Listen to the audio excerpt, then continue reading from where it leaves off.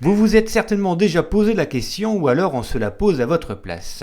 Pourquoi il n'y a pas ou peu d'espèces d'oiseaux d'eau sur l'étang du Font Saint-Martin, contrairement par exemple à celui de la Ballastière d'Agandange où l'on peut observer des dizaines de cygnes, canards ou cormorans? Eh bien la réponse se trouve du côté des spécialistes de la Ligue pour la protection des oiseaux.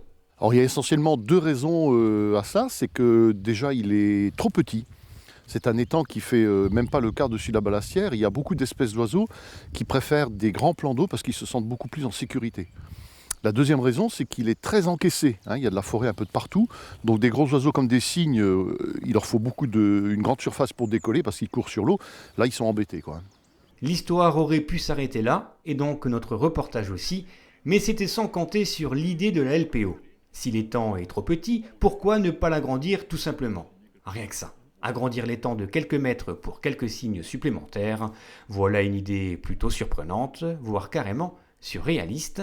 Sauf que, L'idée d'agrandir le plan d'eau du Font Saint-Martin n'est pas ridicule, c'est tout à fait possible, d'autant plus qu'il y a un ruisseau qui alimente le plan d'eau. Il suffirait d'agrandir un petit peu la zone et le plan d'eau serait plus important. Ça permettrait à des oiseaux comme les cygnes ou plus de canards colverts ou d'autres oiseaux grands consommateurs d'algues de venir sur ce plan d'eau.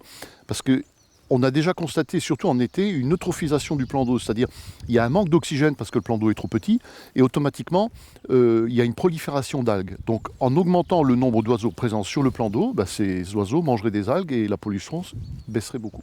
oui, mais voilà, si cette idée semble désormais crédible et efficace, comment concrètement agrandir un étang qui se trouve déjà dans un environnement exigu? Sur ce point, les experts sont formels, c'est facilement réalisable. Ce qu'il y a à faire, hein. On a juste à enlever la digue, couper ici au bord de la forêt, couper les grands peupliers qui se trouvent derrière nous.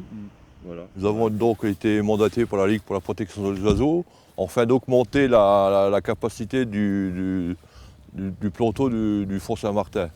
On avait deux projets dans nos tiroirs, donc agrandir du côté de l'aire de jeu des enfants. Bon, ça ne nous paraît pas la meilleure solution.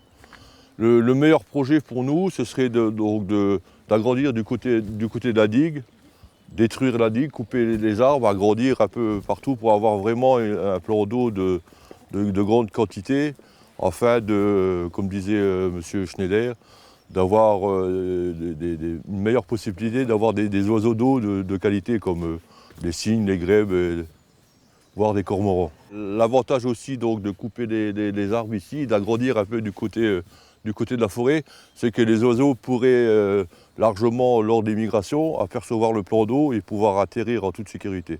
Créer un nouvel environnement ornithologique sans en détruire un autre, voilà donc tout l'enjeu des prochaines réunions et études de faisabilité. Si les différents acteurs et partenaires du projet ne sont qu'au début de l'étude, il se murmure déjà que les premiers coups de pelle pourraient se faire à l'horizon fin 2015, début 2016. Ce programme d'extension de l'étang, qui vous sera présenté dans le prochain bulletin municipal, est financé à 100% par la LPO et par l'Agence nationale de l'aménagement des zones humides, qui voudrait faire de ce projet rhombasien une zone de test pour l'ensemble du territoire français. Affaire à suivre.